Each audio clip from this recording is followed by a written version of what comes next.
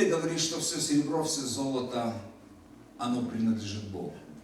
И я верю, что Бог самый совершенный и самый могущественный инвестор во Вселенной. Но Бог очень разумный инвестор. Он не будет инвестировать во что попало. Он будет инвестировать только в свои проекты. Поэтому я говорю так: хотите переживать божественное процветание и преуспевание, станьте здесь на земле Божьим проектом. Станьте Божьим проектом, и Бог будет инвестировать в вас. Вы не будете нуждаться, но вы будете выполнять Его программу. Вот это вся суть божественного процветания. Ты не будешь нуждаться в том, что тебе нужно будет.